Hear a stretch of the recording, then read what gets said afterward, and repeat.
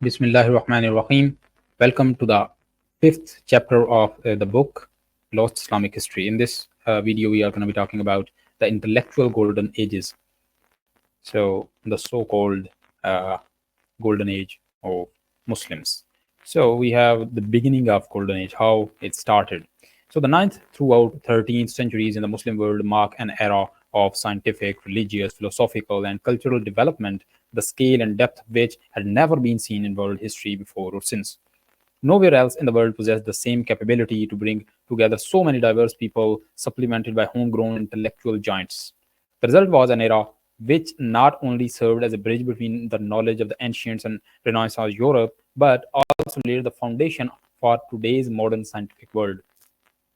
The world's oldest university, the University of Caroline, was established by a Muslim woman in Fez, Morocco, in 859 CE, and this is that university. Ideal society. So the Abbasids, like countless political parties in history, rose to prominence on the back of promises of a positive and idealistic society. By the early 800s, they had their empire, which stretched from the Atlantic to Indus. They had their capital, and they had the diverse cultures of the Greeks, Copts, Persians, and Indians from which to adopt the best aspects of previous civilizations. In the mind of the 7th century, in the mind of the 7th Abbasid Caliph Al-Ma'mun, that future idealistic society could only be achieved through science and rationalism. In order to achieve this, the various threads of scientific knowledge that existed throughout the empire had to be brought together in a central location. This is the map of Abbasid Caliphate in 850 AD. Bayt al-Hikmah. With this in mind, he established an educational institute in Baghdad known as the House of Wisdom, in Arabic, Bayt al Hikmah. It was at once a university, library, translation institute, and research lab all on one campus. Libraries and small schools had existed since Umayyad times, but the emphasis placed on the acquisition of knowledge by the Abbasids far surpassed that of their predecessors. It was said that if a scholar would translate any book from its original language into Arabic, he would be given that book's weight in gold. This is the earliest scientific manuscripts originated in the Abbasid era. And why Baghdad? So, what makes the House of Wisdom and the Muslim Golden Age unique in is the context in which it all took place. Before Islam, there would be no reason for a scholar in Alexandria to travel to Ctesiphon to study and teach. Even if he did travel, language barriers would prevent him from being of much use to Persians. That is another unique aspect of early Abbasid era. Arabic became a lingua franca that could unite people from diverse backgrounds.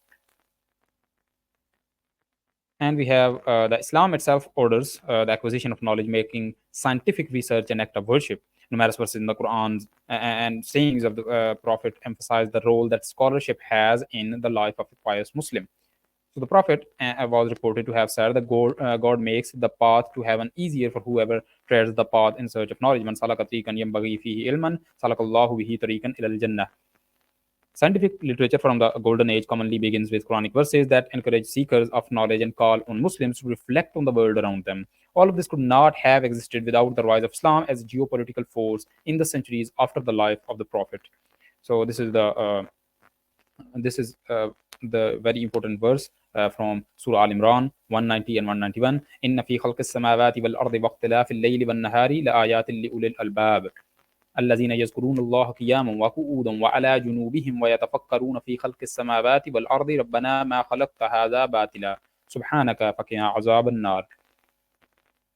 So these are the verses kind of explains how a Muslim should study the nature.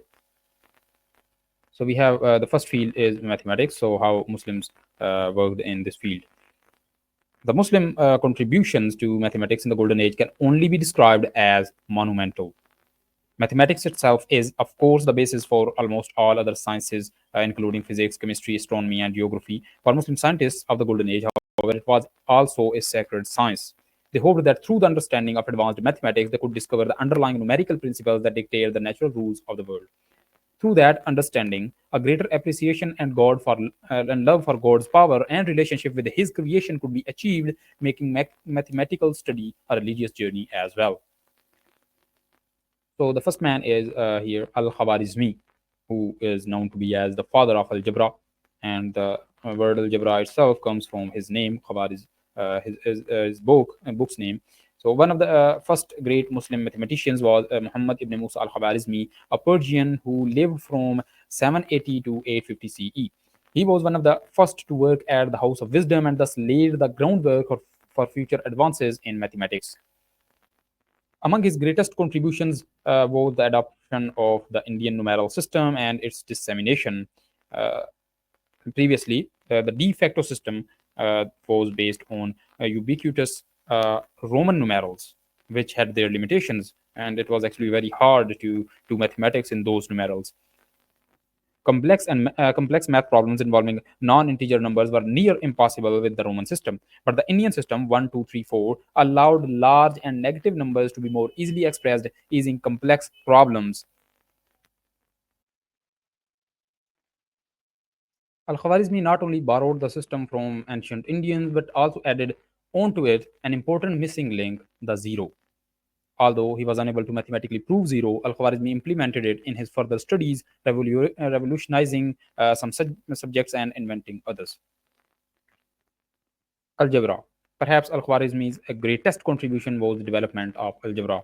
In his monumental work, the compendious book on calculation by completion and balancing, which is Al-Kitab al-Mukhtasar fi Hisab al-Jabr wal-Muqabala, he explains how algebraic equations can be used to solve everyday problems ranging from dividing up inheritance to geography. Here, Al-Khwarizmi was a trailblazer.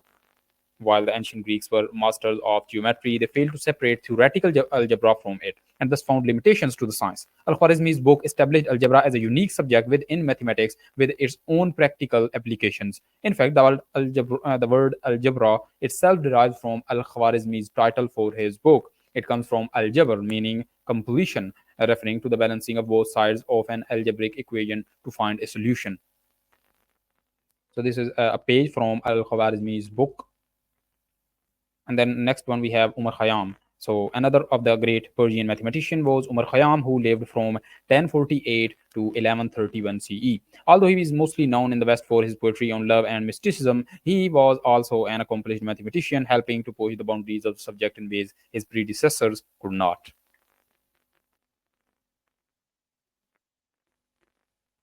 He managed to find a method for solving cubic equations.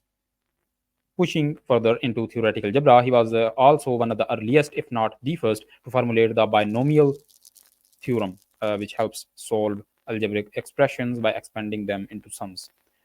Through advanced algebra, subjects such as trigonometry and calculus could be developed.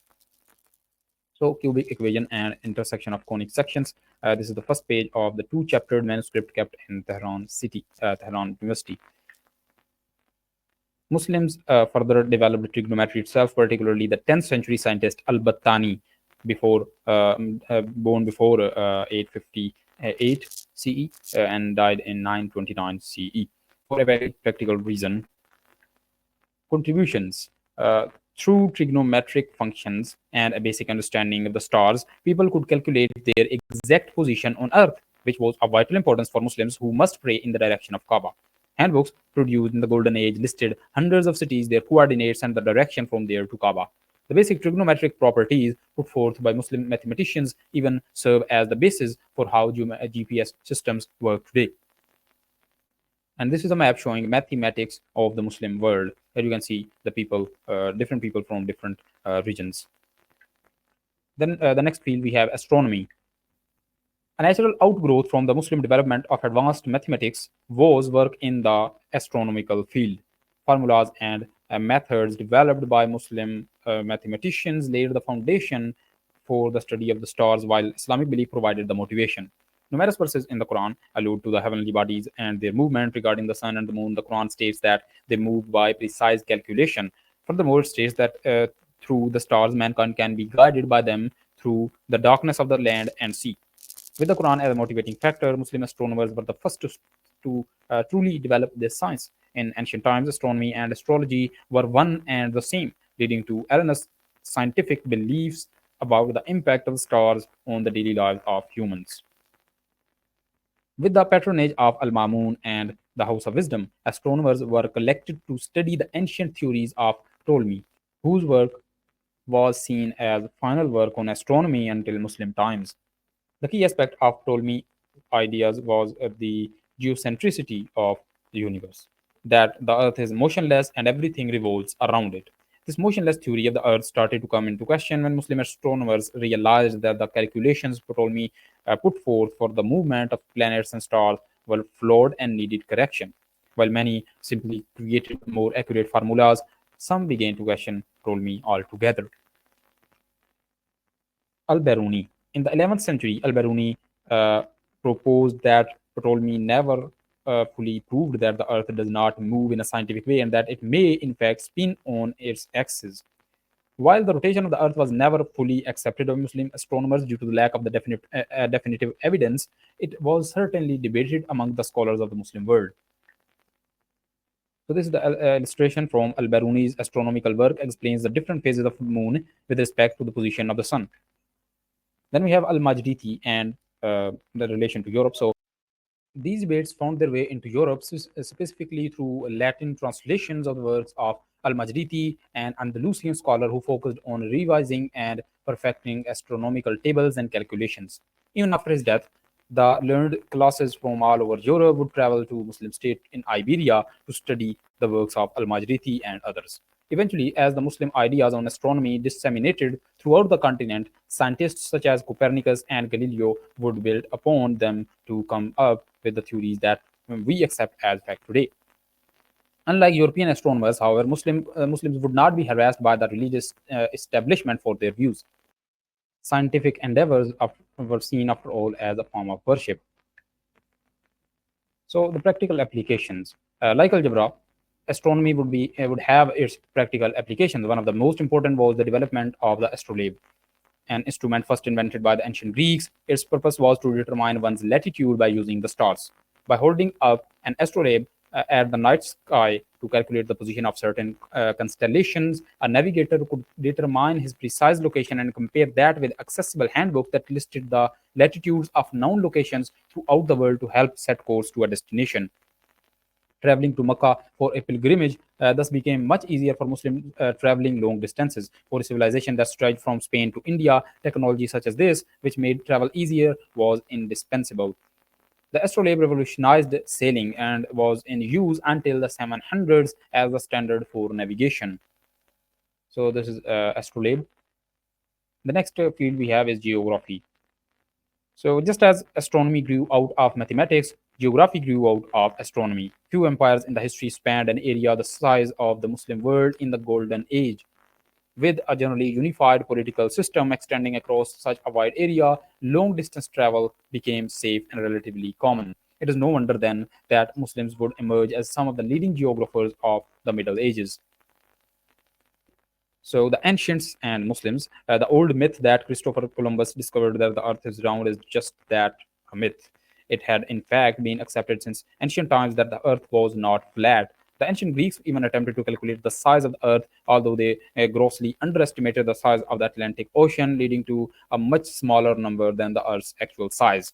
Geographers working in the Abbasid Caliphate came to much more accurate conclusions using trigonometry and spherical geometry. They calculated that the Earth is 12,728 kilometers in diameter. They were off by a mere 37 kilometers. Furthermore, they calculated that the Earth's circumference to be 39,968 kilometers, when in actuality it is for 40,074 kilometers. Without modern satellites and telescopes, these calculations can only be described as astounding. So the first one we have is Muhammad al-Idrisi. Islamic geography was not limited solely to the calculations of the Earth's size. Great effort was also put into mapping the world. Ancient Greek maps, particularly Ptolemy's, were expanded upon and improved. One of the best examples is the atlas made by Muhammad al-Idrisi, who lived in 12th century Sicily. His map was the benchmark by which other maps were judged. It was not only a drawing of a physical geography of the known world, but it also included descriptions of the cultures, politics, and societies of the various regions to which explorers had traveled. Western mythology holds up Christopher Columbus as the great explorer who was the first to brave the vast Atlantic Ocean to discover the New World in 1492. There is a very strong evidence that Vikings ventured to what is now Canada in the 10th century. There is mounting evidence of Muslim transatlantic voyages hundreds of years before Columbus. So let's see that. Al Masudi. In the mid 10th century, the great geographer and historian Al Masudi wrote of a voyage from Muslim Iberia in 889 CE that sailed west from the port of Delba, the same port from which Columbus would sail. His account states that they traded with the locals and then returned home. Al Masudi's world map even includes an unknown land across the Atlantic Ocean because of this account. Another account is recorded by Al-Idrisi, who wrote that a group of Muslim sailors ventured for 31 days across the Atlantic Ocean and landed on an unknown island. They were taken captive by the local natives, but eventually freed when one of the native who spoke Arabic was able to mediate between the two groups and arrange for their release. A final report of a transatlantic voyage come from Mali, the Muslim kingdom in the West Africa that peaked in the 14th century. As told to Ibn Battuta, the great Muslim traveler, 200 ships sailed west from the coast of Africa to discover the unknown. When only one returned, it reported they had found land across the ocean but had to turn back because of a storm. The king of Mali, Mansa Abu Bakr, reportedly outfitted 2,000 ships, this time sailed with them into the Atlantic Ocean and was never heard from again. These stories of Muslim voyages across the ocean are certainly not definitive proof of transatlantic contact before Columbus.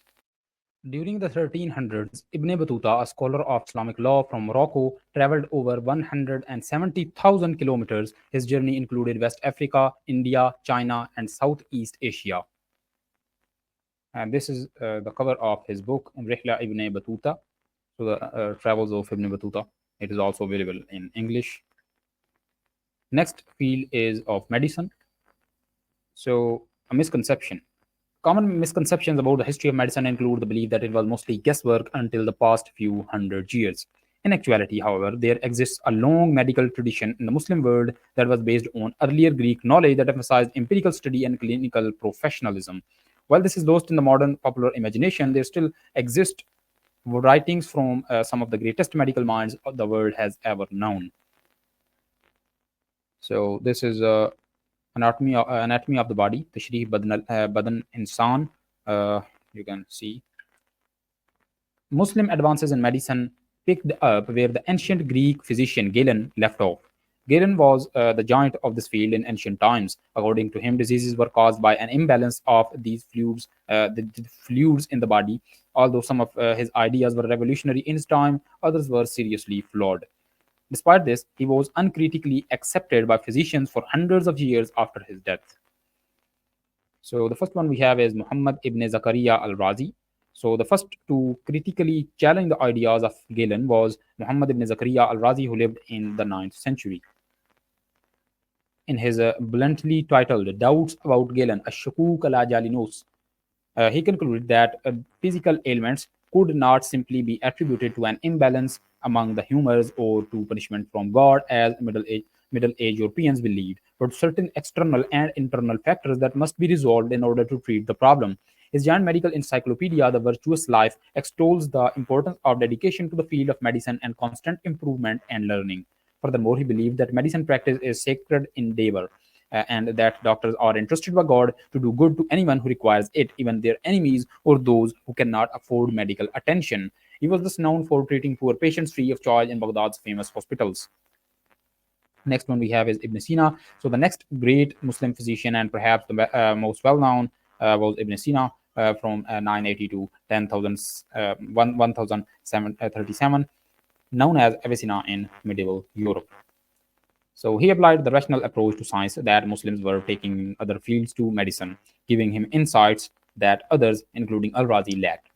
He formulated a theory that everything in the body can be understood through a causal chain of events. While this may seem like common sense in today's scientifically advanced world, it was a new idea in the early 11th century, one that Ibn Sina was keen to prove. Based on years of clinical observation and scientific study, he concluded that diseases can be spread through air, water, or soil. Furthermore, each disease had unique characteristics and thus must be treated in a unique way. He was one of the first to promote experimental medicine, and in his monumental work, The Canon of Medicine Al Qanun fi Tib, he insisted that drugs be tested under controlled conditions. So, the canon of medicine, his canon became the standard textbook for anyone desiring to learn about medicine in the Muslim world and beyond. European medical schools relied on Latin translations of it into the 17th century.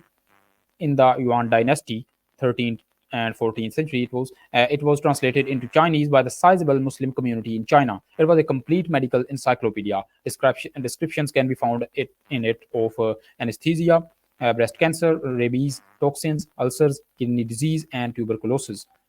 Beyond this, Ibn Sina wrote about the connection between mental and physical health and concluded that negative thoughts can cause illness just as much as other factors such as toxins, injury, or diet.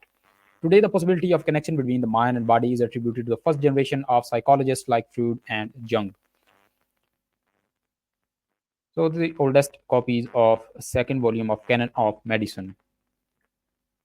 Then we talk about hospitals. So, the greatest medical minds of all the time would not have been able to accomplish great feats without the support of great institutions. In the early 9th century, the first hospitals began to appear in Baghdad. As the hospitals grew over time, they began to resemble modern hospitals in size and scope. Hospitals had dozens of doctors and nurses, including specialists and surgeons.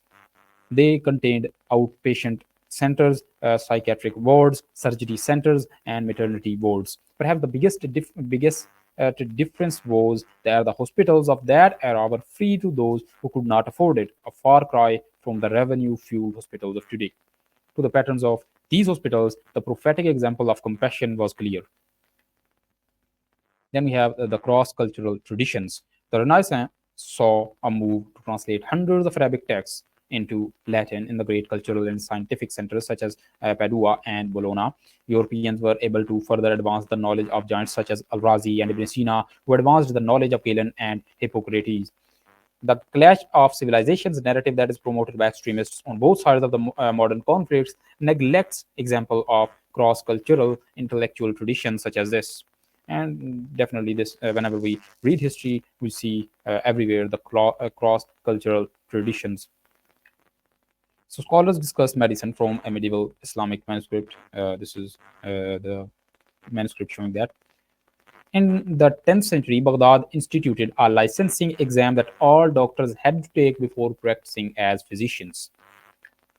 In 872 CE, the ruler of Egypt, Ahmad ibn Tulun, spent 60,000 gold dinars establishing a hospital in Fustat. It provided free healthcare to the public and included a ward for mental illness patients. So, this is the hospital. In the 1200s, Ibn al-Nafis wrote that blood circulates from the heart to the lungs, where it absorbs oxygen and then back to the heart and rest of the body. So, the next field we have is physics. If the Muslims truly wanted to understand the principles through which God controls the universe, the ideas formulated by mathematicians had to be applied to the real world. That's where the talented crop of Muslim physicists came in. Like in other fields, Muslim physicists built on earlier advance in by ancient civilizations whose works were translated into Arabic, drawing on various intellectual traditions as well as the wide ranges of sciences that the Muslim world was at the leading edge of. The physicists of the Golden Age developed some of the core concepts of the subject. Their work helped lay the foundation that giants such as Newton and Einstein built upon. Knowledge is always like that. No single community has the authority over a knowledge. So we have Ibn al-Haytham. One of the primary scientists who contributed to this continuous intellectual tradition was Ibn al-Haytham, who lived from 965 to 1040. He was originally from Iraq, and early in his life, he worked as a civil official in the Abbasid government, but soon abandoned the post to join a promising intellectual center in Cairo. the capital of the rival Fatimid Empire. After running afoul of the Fatimid ruler, he was put under house arrest in Cairo, which proved to be a blessing for him and the field of physics itself. While contained within his home, Ibn Haytham was able to focus his efforts and studies on light. Since ancient times, the study of light and its properties had perplexed even the brightest minds. One of the leading ideas about light was promoted by Ptolemy, who argued that light is a ray that is emitted from the eye, bounces off the objects, and comes back into the eye, allowing someone to see. The ancient Greek tradition of understanding the world entirely through philosophy ran contrary to the beliefs of Ibn al-Haytham, who advocated that scientific theory be formulated through empirical study and experimentation. Thus, he ran hundreds of experiments on the nature of light. By relying less on philosophy and more on science, he concluded that Ptolemy's theory of light being emitted by the eye was simply impossible. Rather, he theorized that light bounces off every point on an object into the eye, where the numerous rays of light are turned into information that the brain can process. So, this is the structure of the human eye, according to Ibn al-Haytham. Next, we have his camera obscura. So, in his book of optics, Ibn al-Haytham argued that light was composed of rays which traveled in straight lines. He furthered this idea by building the camera obscura, a device which consists of a light-proof box through which a tiny hole, which is an aperture, is punctured. On the wall inside the box, opposite to the hole, an image depicting whatever the hole is pointing at is projected. Ibn al-Haytham lacked the technology necessary to advance his camera obscura a step further into the modern cameras that can capture images today. But without his pioneering study in optics, cameras would not be possible with 1,000 years later. Using principles he derived regarding the properties of refracted light, he concluded that at sunset, the color of the sky changes based on the angle at which the sun's rays hit the atmosphere. Then his contributions. Ibn al-Haytham's scientific achievements can fill volumes on their own, and indeed they did. He reportedly wrote over 200 books, but no more than a few dozen survive today. He pioneered work in magnifying lenses, the laws of motion, analytical geometry, calculus, astronomy, and even experimental psychology. While when taking all of his accomplishments together, one can truly appreciate the real legacy of Ibn al-Haytham, which is the scientific method. Today, this method is the technique through which all the scientists acquire scientific knowledge. Ibn al-Haytham's absolute reliance on observation and experimentation, which we now call the scientific method, separated the sciences from the philosophy of the ancient Greeks. In explaining why he dove so deep into scientific study, Ibn al-Haytham concluded, I constantly sought knowledge and truth, and it became my belief that for gaining access to the effulgence and closeness to God, there is no better way than that of searching for truth and knowledge. Unquote. Further inventions. After Ibn al-Haytham's death, Muslim scientists continued to build on his discoveries and find practical uses for them. New inventions and improvements on old devices were constantly popping up, from improved water clocks to chemistry laboratory equipments. Crankshots, water pumps, eyeglasses, compasses, gliders, drinking glasses, and even water-powered robots all appeared in the Muslim world by the 13th century. And the list goes on. In the 12th century, a Muslim inventor Al-Jazari designed and built numerous automatic machines. Among them were automatic hand washing machines, clocks, and even musical robots powered by water. And you can read this book also, which is 1001 Inventions. This is a good one to understand the inventions in the Golden Age and overall the Muslim empire. And you can also read a book by George Saliba. So that is it for this lecture. And in the next, we are going to be talking about the Islamic sciences, which are the fiqh, hadith, kalam, and all these. So stay tuned for that.